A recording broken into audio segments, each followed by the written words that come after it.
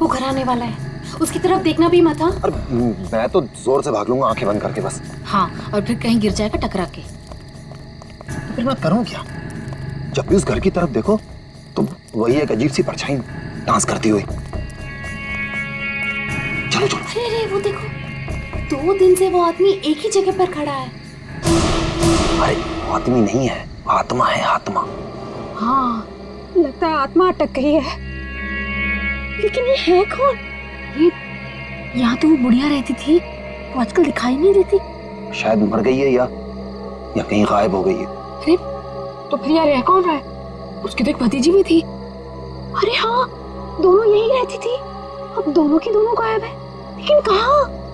पकड़ो यार, आज मैं देख के ही आता हूँ क्या है। क्या? आ रहा हूँ। समर प्लीज, पागल हो गया क्या? समर, अरे रुको ना, मैं आ रहा हूँ। यहाँ जाना। प्लीज रुको, मैं आ रहा हूँ। ओके। क्या कर रहा है तू? इसको ना कुछ ज्यादा हीरो बनने की आदत है। समर प्लीज मत जाओ। Summer, summer, summer, summer.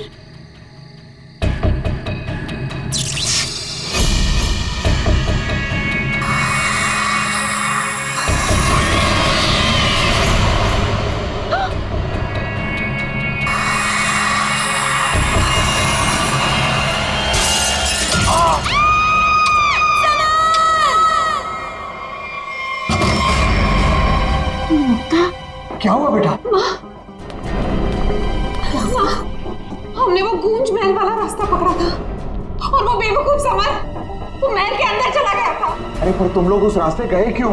बेटा समर तो ठीक है ना? माँ, किसी ने अंदर से उस पे फूलदान फेंक कर मारा।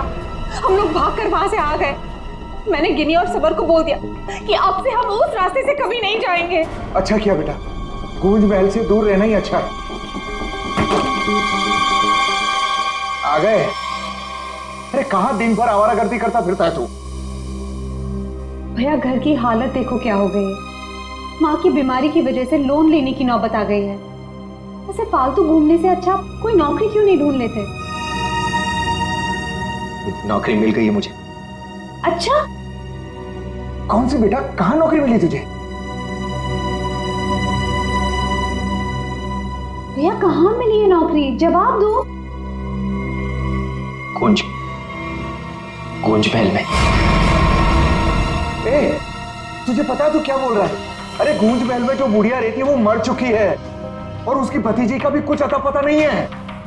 बेटा वहां पे तो आत्माएं रहती है और तू ऐसी जगह पे जाके नौकरी करेगा?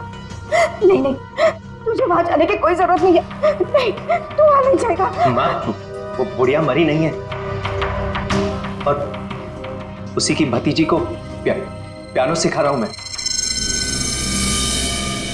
50,000 रुपए दे रहे महीने के। 50,000? म्यूजिक सिखाने के इतने सारे रुपए? माँ, मैं ये 50,000 रुपए एडवांस। अब हमारी सारी मुसीबतें खत्म। भैया पता है आज रात को हमारे साथ क्या? म्यूजिक सिखाऊंगा मैं पैसे कमाऊंगा। म्यूजिक सिखाऊंगा, पैसे कमाऊंगा। ये लड़का कभी किसी की नहीं सुनता, तुम देख लेना, कोई कोई मुसीबत ला के रहेगा एक दिन ये। बल्लू को नौकरी मिल गई और उसने मुझे बताया भी नहीं। और ये ऐसे अजीब से बर्ताव क्यों कर रहा है? वो देखो देखो कैसे अपने आप से बातें कर रहा है। पता नहीं किससे बातें करते रहता है। बल्लू, बल्लू। हाँ हाँ हाँ, मुझे जाना होगा समर। बल्लू हमारी बात तो सुनो। मुझे काम के लिए लेट हो रहा है। गूंज महल में मेरा इंतजार हो रहा है। बल्लू, बल्लू मेरी बात सुनो, वहां मत जाओ। मैं नहीं जानता कि तुम क्या कर रहे हो, लेकिन वहां जान का खतरा है। ये देखो मेरे साथ क्या हुआ है।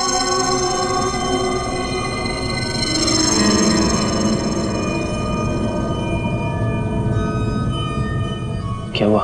कल गूंज महल में एक औरत ने मुझ पर हमला किया। नहीं, ऐसा नहीं हो सकता।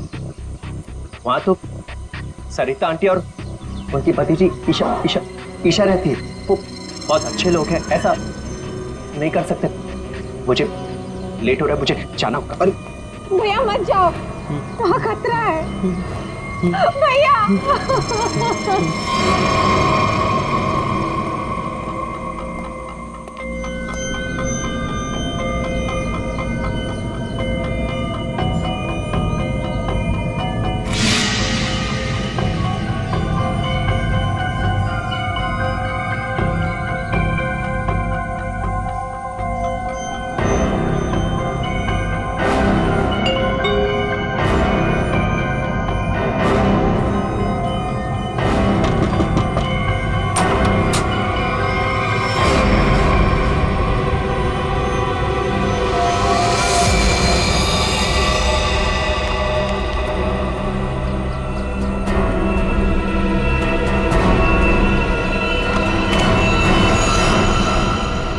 इस लड़के से सारी उम्मीद ही छोड़ दी है।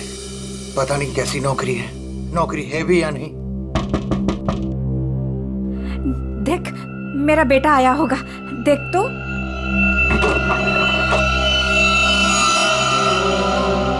भैया भैया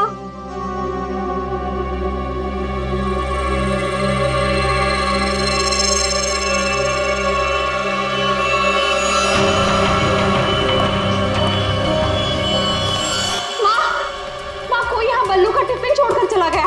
बल्लू को कुछ हुआ तो नहीं ना?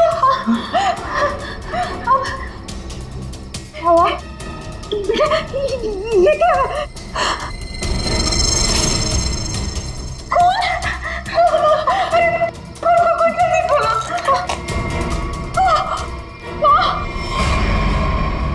ये है वो गूंज महल जहाँ पे आपका बेटा बलविंदर यानी बल्लू कल आया था और उसके बाद से वो वापस नहीं आया। यहाँ पे 2 औरतें रहती हैं, एक बुजुर्ग औरत सरिता देवी और उसकी भतीजी ईशा है। और आप लोगों के हिसाब से वो लोग कुछ अजीब है, राइट? सर, ये पूरा घर ही अजीब है। यहाँ की खिड़कियों से रोशनी चमकती है, साए दिखते हैं, यहाँ से गुजरने वाले लोगों पर चीजें फेंककर हमला करते हैं। पता नहीं मेरा भाई कैसे फंस गया यहाँ। बल्लू यहाँ नौकरी करता था? जी हाँ, और इसी घर से मेरे बेटे का खाने का डिब्बा वापस आया था, खून से भरा। और सर, जब पता लगाने के लिए मैं अपने दोस्तों के साथ यहाँ आई थी तो हमने दरवाजा खटखटाया, आवाजें लगाई, डोरबेल बजाया, लेकिन किसी ने जवाब नहीं दिया। सर, यहाँ मेरे बेटे के साथ जरूर कुछ हुआ है। उन लोगों ने जरूर कुछ किया है सर। प्लीज मेरे बेटे को बचा लीजिए।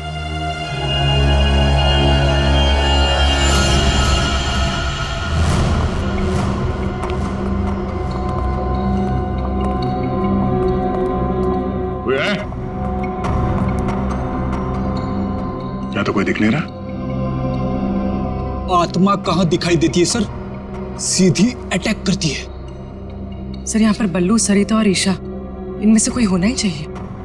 सरिता जी हैं भी या नहीं, किसी को कुछ नहीं पता सर। लोग तो यहाँ तक कह रहे हैं कि सरिता जी की मौत हो चुकी है। यहाँ हुआ तो है कुछ।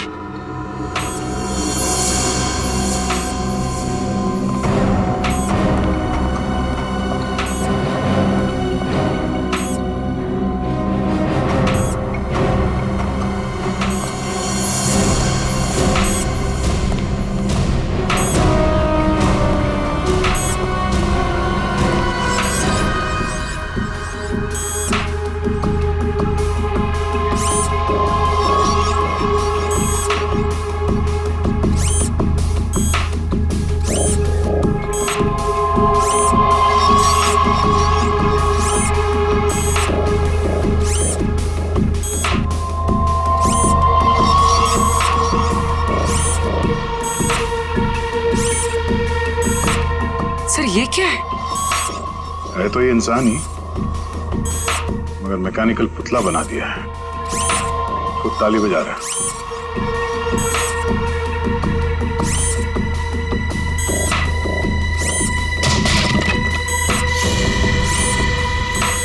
निखिल, नजर रखो इस पे, हम लोग देखते हैं।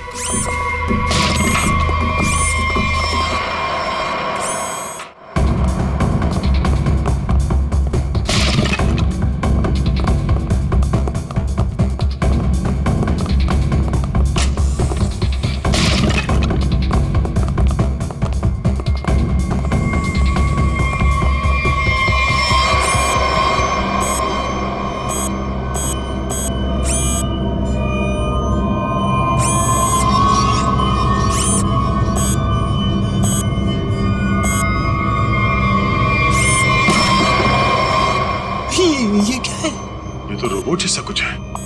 इसके एक्शन और मूवमेंट्स देखो कितने मैकेनिकल है।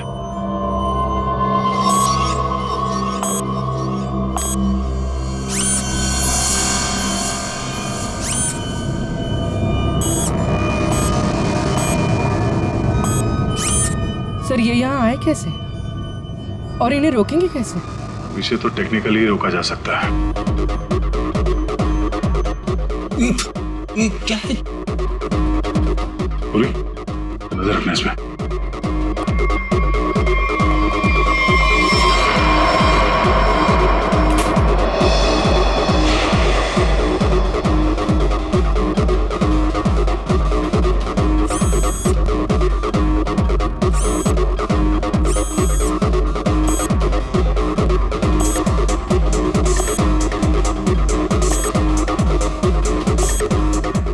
तीन यंत्र मानो, सब लोग अपने मूवमेंट्स ऐसे ही दोहरा रहे हैं। कौन है ये लोग और इन लोगों के साथ ऐसा किसने किया?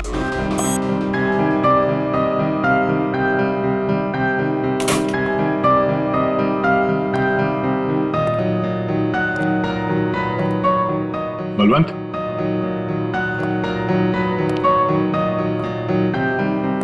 बल्लू, बल्लू,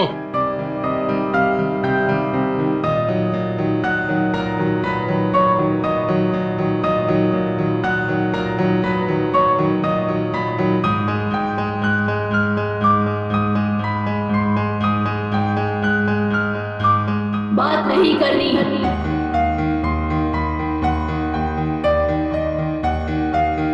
क्या हो गया तुम्हें? और तुम ये लड़की की आवाज में बात क्यों कर रहे हो? और ये तुम्हारे कपड़ों पे ये खून कैसे? हाँ? बल्लू इधर देखो, मैं तुमसे कुछ बात कर रहा हूं, मेरी तरफ देखो।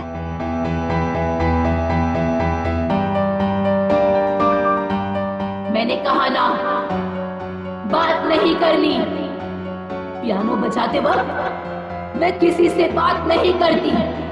मुझे गुस्सा आता है और फिर मैं सबको मार देती हूँ, मार देती हूँ।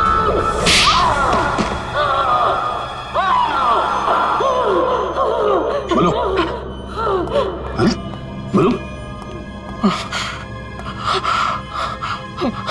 एक्सक्यूज मी, कौन हो तुम?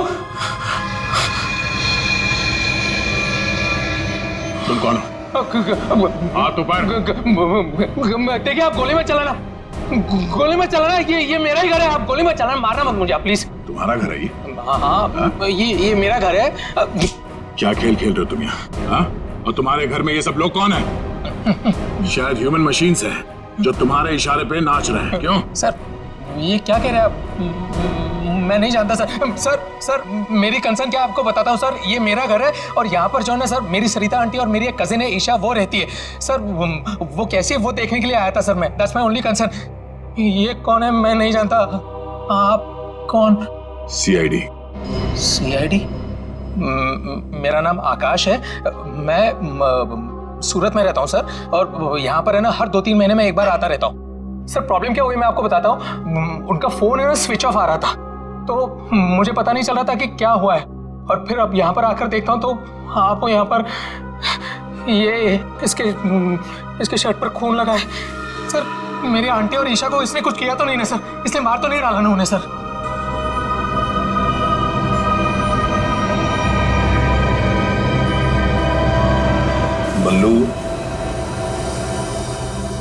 बल्लू, तुम सुन रहे हो? मैं तुमसे बात कर रहा हूं।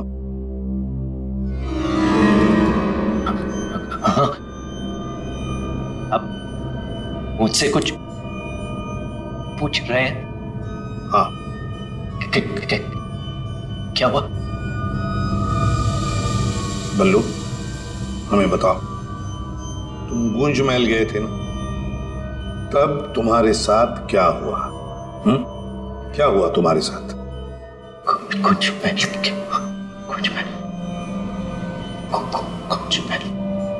तुम ईशा को म्यूजिक सिखाने गए थे ना वहां पे? वहां पे क्या हुआ था?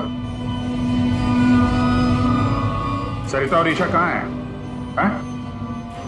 सर सर मुझे समझ नहीं आ रहा है कि आप लोग इसे इतना प्यार से क्यों पूछ रहे हैं।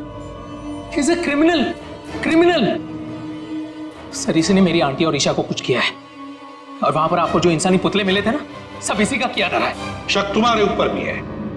तुम्हारे घर में मौत का खेल चल रहा था और तुम्हें मालूम तक नहीं।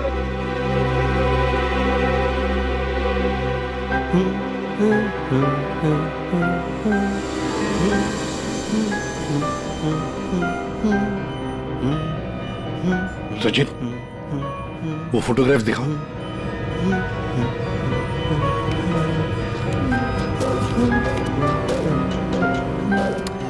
इन तस्वीरों को ध्यान से देखो, बताओ कौन है ये लोग और इनका ये हाल किसने किया? ये सब लोग जिंदा है, जिंदा है। ये लोग तुम्हें जिंदा लग रहे हैं? हाँ, जिंदा जिंदा। मुझे बताया गया था कि ये रिश्तेदार हैं और म्यूजिक सुन रहे हैं। ये झूठ बोल रहा है सर, इनमें से कोई मेरा रिश्तेदार नहीं है। सर ये ड्रामा कर रहा है, सबको मार दिया और अब क्या बकवास कर रही है? तुम्हें चाय के लिए कहा था ना, चाय किधर है? हाँ? ये ईशा कुछ बोल क्यों नहीं रही? ये अकेला क्यों ताली बजा रहा है? हाँ? मम्मी को बोल देता हूं, रुकूं या भाग जाऊं? कितना बड़ा और डरावना घर है। सर आप मेरी बात सुनिए सर, ये पूरा का पूरा पागल हो चुका है। He's a psycho killer। Bablu क्या हुआ था कल जब तुम ईशा को म्यूजिक सिखाने गए थे? कुछ याद है वहां पे क्या हुआ था? हा? क्या हुआ था वहां पे? वहां पे चाय चाय पिलाई थी उसने। हाँ बराबर। चाय चाय चाय। तो फिर ईशा कहाँ गई? बल्लू, बल्लू, किसका खून था तुम्हारे कपड़ों पर? हाँ? फिर दया पर हमला क्यों किया तुमने?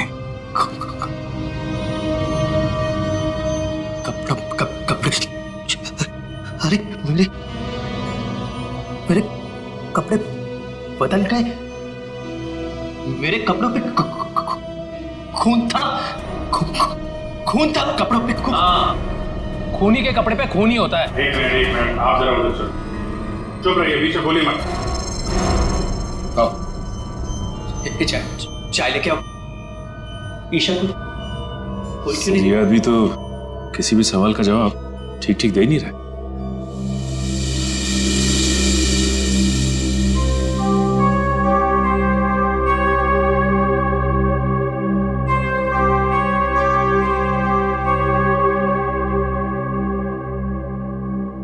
अभिजीत, इस बल्लू की मेडिकल जांच करवाते हैं, पता तो चले ड्रामा कर रहा है या वाकई इसके दिमाग के साथ कोई प्रॉब्लम है।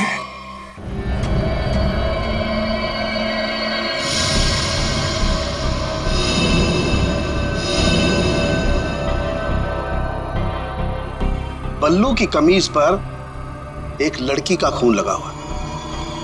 इस कमीज पर जो खून लगा है लड़की का है, ये मैंने पता लगा लिया है। ये रही उसकी डीएनए रिपोर्ट।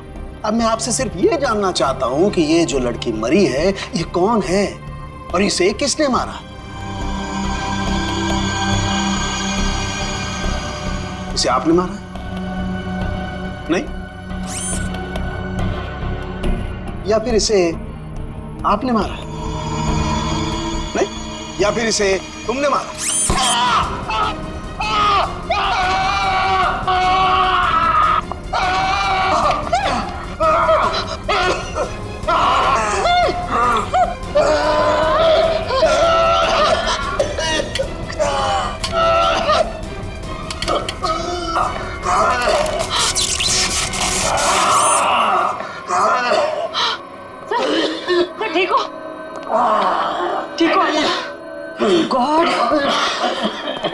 क्या हुआ?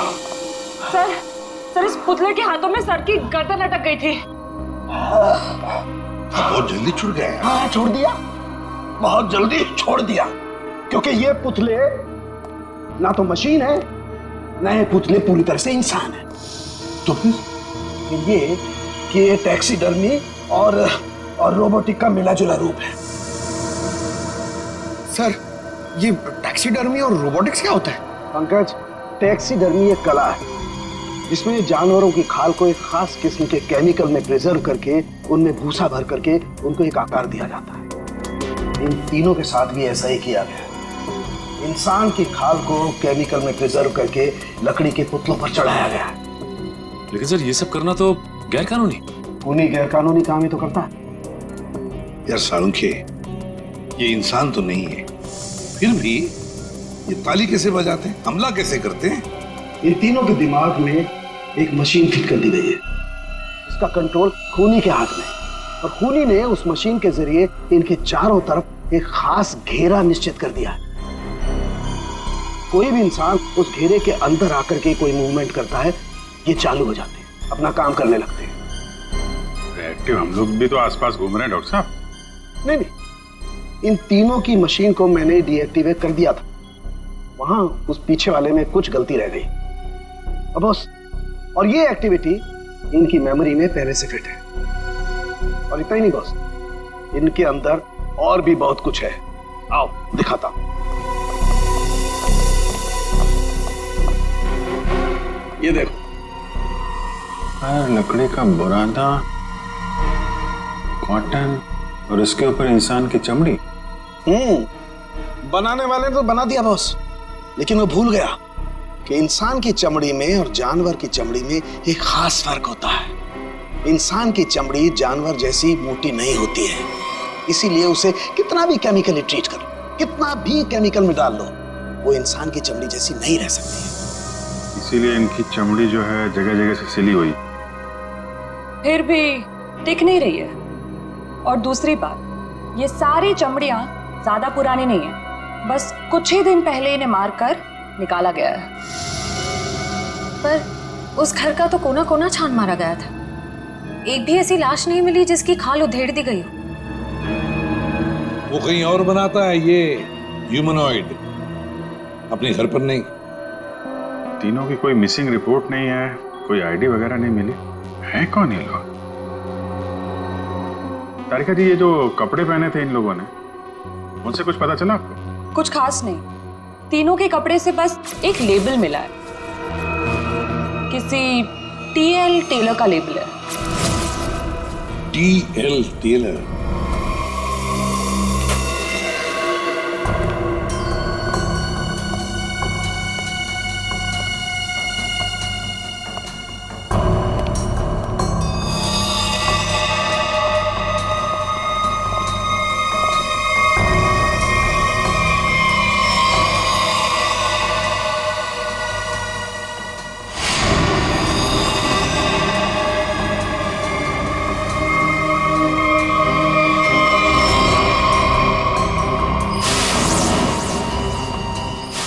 को मारा गया सर? कई बार मारा गया सर। बल्लू के कपड़े पे जो खून के छींटे थे, कहीं इस लड़की के तो नहीं? ये तो बल्लू ही बताएगा। मुंजी, असली बात यह है कि गूंज महल में से एक लाश मिली हमें, एक लड़की की लाश। ये है वो लड़की। क्या आप जानते हैं इसे? किन्नी है ये, मेरे बेटे की दोस्त। ये मर गई क्या? तो ये बल्लू उस लड़की को जानता था सर? और मोहन जी, बल्लू के कपड़ों पर गिनी का खून है। मोहन जी, आप प्लीज थोड़ा वेट करिए, हम आपको बुलाते हैं। एसीपी सर, मैंने बल्लू की सारी रिपोर्ट्स पढ़ ली हैं। डॉक्टर सालुंखे से भी बात हुई मेरी। बलवंत के खून में ऐसे ड्रग्स हैं जिससे इंसान सच और झूठ के सपने के अंतर को नहीं समझ पाता। उसे उस वक्त जो कहा जाए उसे वही सच लगता है। तो क्या डॉक्टर साहब ये बलवंत ड्रग के इन्फ्लुएंस में किसी को मार भी सकता है? जी, ऐसा हो भी सकता है और नहीं भी। हमने बलवंत को कुछ मेडिसिन्स दी हैं। आधी बेहोशी की हालत में हम बलवंत के दिमाग के माध्यम से वापस गूंज महल जाएंगे। क्या तुम मुझे सुन पा रहे हो बल्लू? हाँ। गुड। अब एक काम करो, अपनी आंखें बंद करो और ठीक उसी तरह वापस गूंज महल जाओ जैसे तुम पहली बार गए थे। बोलो ईशा, क्यों बुलाया? वो मेरे पास एक नौकरी है तुम्हारे लिए, करोगे? नौकरी? हाँ, तुम म्यूजिशियन हो ना, पियानो बजाते हो, मैं जानती हूँ। मैं तुम्हें 50,000 रुपए दूंगी। 50,000? हाँ, अब तुम यहाँ बैठो, कहीं जाना मत, मैं तुम्हारे लिए चाय बना के लाती हूँ, ठीक है? यही बैठना। चाय नहीं चाहिए ईशा, सुनो। ये 50,000 की नौकरी कर लूं? कर लेता हूं, पैसे अच्छे हैं, उससे माँ का इलाज भी हो जाएगा। लेकिन ये ईशा मुझे कुछ बताने वाली थी, उससे कुछ बोल नहीं रही, पता नहीं क्या हुआ ऐसे। और ये घर भी थोड़ा सा अजीब लग रहा है, कहीं ईशा कोई मुसीबत में तो नहीं है?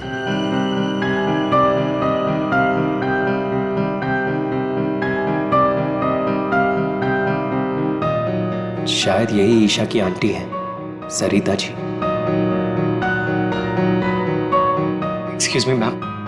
हेलो। अच्छी ट्यून है।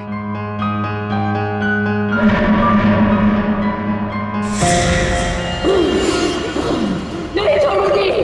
छोड़ो।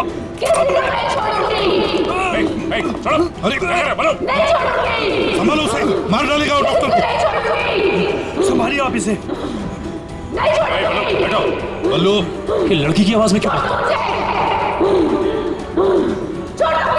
डॉक्टर साहब, नहीं छोड़ूंगी। पकड़िए आप इसे। किसी को नहीं छोड़ूंगी।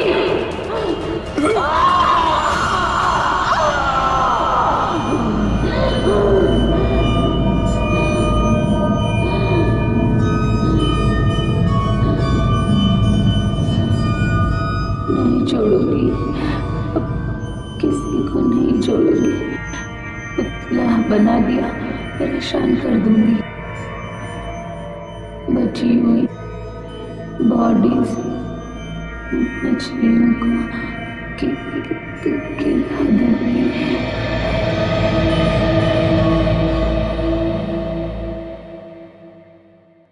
डॉक्टर साहब, क्या हुआ क्या है इसे?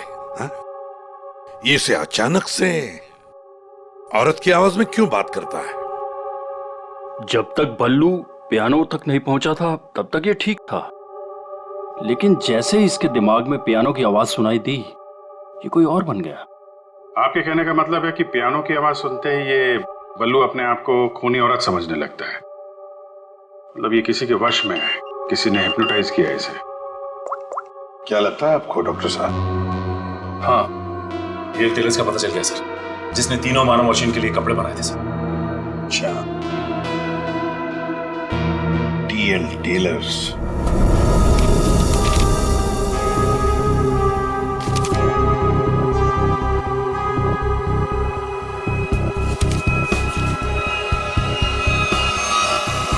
साहब जी।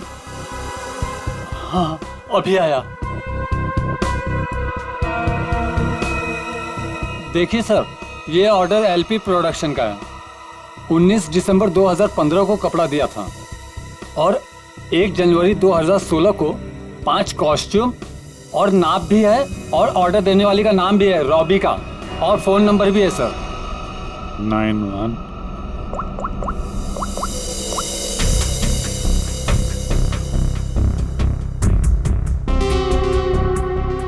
सर, फोन बंद है। कोई बात नहीं, इस फोन की लास्ट लोकेशन ट्रेस करो और कुंडली निकालो इस रॉबिका की। सर। हाँ साड़ू के साथ। अभिजीत, इन ह्यूमनॉइड्स में हमें भूसे के साथ साथ दो और खास चीजें मिली हैं। एक तो एक खास कागज के टुकड़े, ऐसा कागज जिस पर न्यूज छपती है, अखबार में काम आने वाला कागज, और दूसरा समुद्र के नमक के कुछ अंश। Thank you very much sir uncle साहब। क्या हो सर? एक कारखाना ढूंढो जहां पे अखबार को छापने का कागज बनता और वो जगह समंदर के करीब हो।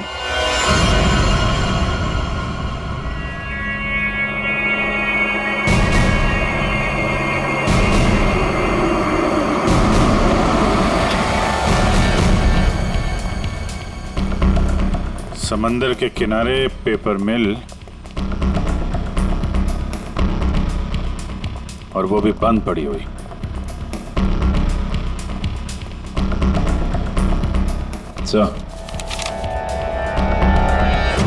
सर यहाँ पे ये पेपर और ये पेड़ की छाल और वहां पर कपड़े, यहाँ तो वो हर वो चीज मौजूद है जो मानव मशीन के अंदर भरी गई है। सर हो सकता है उस क्रिमिनल के काम करने की जगह यही हो जहां वो पुतले बनाता था। क्या पता वो अभी भी कहीं आसपास ही हो। मगर वो जगह कहाँ है? यहाँ तो सिर्फ पुतले में भरने का सामान है ना। वो टैक्सी डमी की जगह और वो रोबोट बनाने की जगह, वो कहाँ है? पुतलों में भरने का सामान यहाँ है तो वो जगह भी यहीं कहीं होगी। ढूंढो।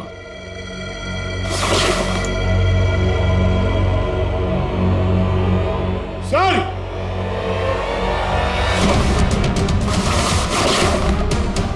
सर! माय गॉड,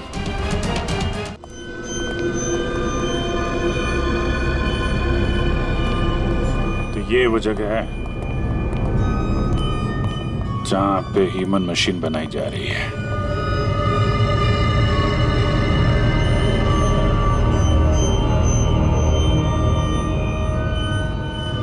ये देखो,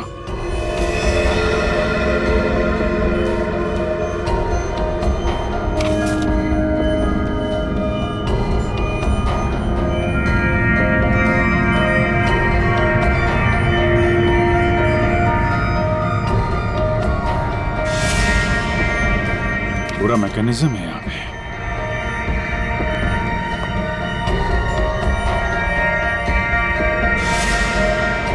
सर! हाँ? सरिता जी का robo. Oh no.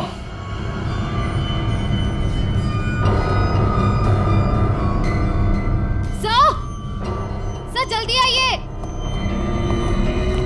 Sir, Isha sir, खूनी ने इसका सारा खून निकाल दिया है। इसकी सांसें भी बहुत धीमी चल रही हैं। इसको हॉस्पिटल लेके चलो जल्दी। एम्बुलेंस को फोन करो। हेलो। सरिता को तो उसने रोबोट बना दिया, अब इसका भी वो हल करने वाला था। सर, रोबिका की लोकेशन का पता चल गया। आज तो हद हो गई। कब से वैनिटी में इंतजार कर रही हूँ। कोई मुझे सीन समझाएगा या फिर मैं पैकअप अनाउंस कर दूं। काजल, काजल, कहाँ हो तुम? नहीं चाहिए मुझे। काजल! सॉरी रोबिका मैडम, एक्चुअली वो स्क्रिप्ट में थोड़ा सा चेंज हुआ है। व्हाट? सीन में चेंज हुआ है? लास्ट मिनट में डायलॉग्स कैसे याद करूंगी? एनीवे, स्क्रिप्ट दो। मैम, एक्चुअली जो सीन होने वाला है ना, वो स्क्रिप्ट आपके को स्टार के पास है। How can you do this? तुमने स्क्रिप्ट मुझसे पहले को स्टार को दे दी। तुम जानती हो ना मैं कौन हूँ। शो क्विट कर दूंगी 1 मिनट में। टीआरपी नीचे और शो बंद। बोलो, क्विट करूं? एनीवे, कहाँ है वो को स्टार? मैम, वहाँ आपका नया को स्टार आपका वेट कर रहा है। ओके, अभी मजा चखाती हूँ उसको।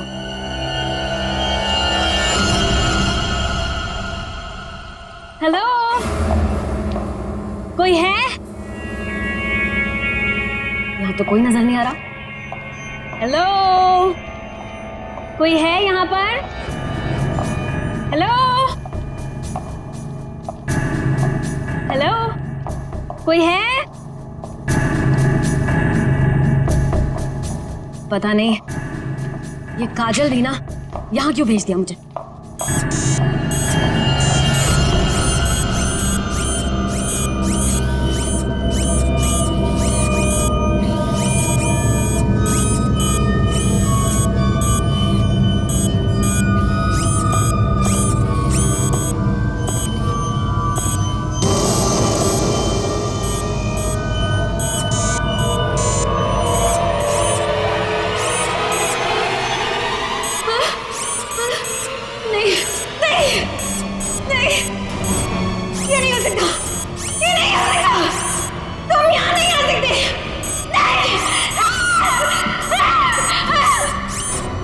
Miss Rubika.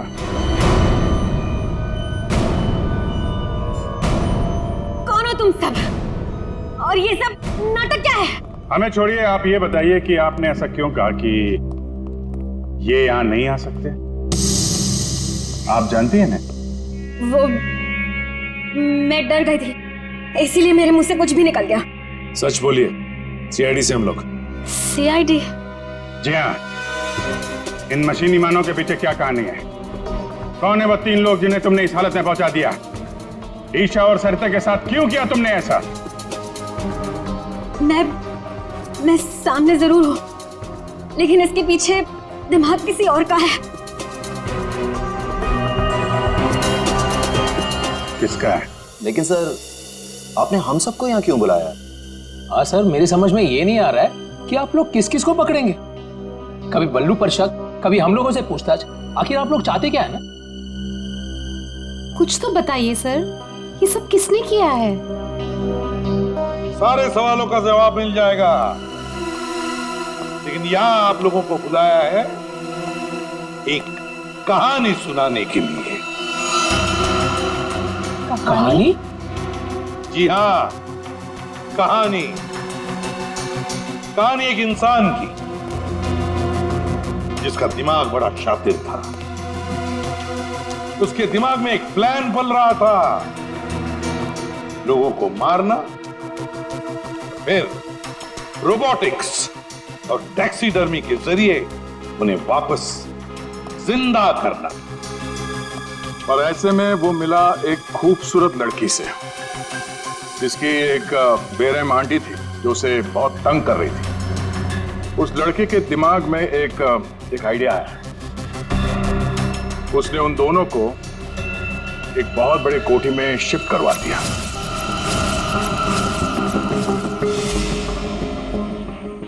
Thank you so much. और फिर उस लड़के ने उस सुंदर सी लड़की को पहला झटका दे दिया। उसने उस लड़की की आंटी को मार डाला इसी घर में।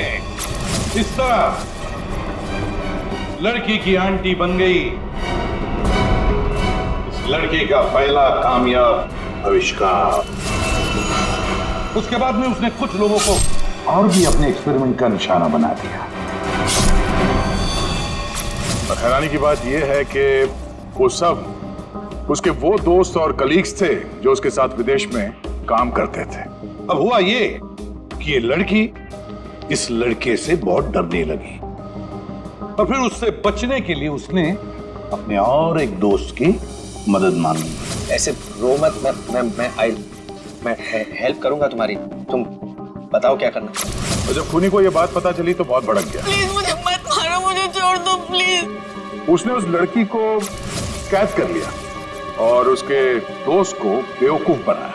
उसने उसे ये एहसास दिलाया कि ये सब कुछ जो हो रहा है वो उसी की वजह से हो रहा है। तो तुम जैसा बोलोगे मैं वैसा करूंगी, प्लीज मुझे जाने दो।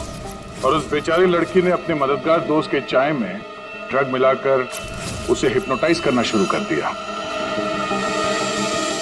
मैं जैसा बोलूंगी तुम वैसा ही करोगे, मेरी हर बात मानोगे तुम, है ना? दिलचस्प कहानी।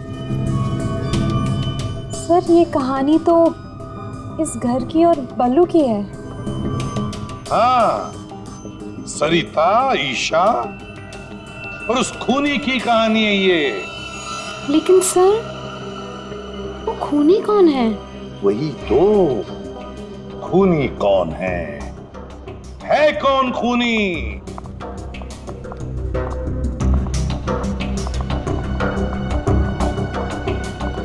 कहां फंसा दिया तुमने मुझे? तुमने तो कहा था कि ये कोई एक्सपेरिमेंट है।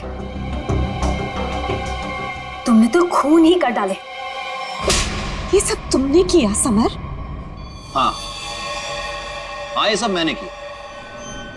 और ये सब मैंने किसी और वजह से नहीं, ये सब मैंने सिर्फ इसलिए किया क्योंकि मैं चाहता हूं कि साइंस की दुनिया में मेरा नाम सुनहरे अक्षरों में लिखा जाए और कि मेरे इतने बड़े एक्सपेरिमेंट को वो लड़की, वो ईशा बर्बाद कर देना चाहती थी।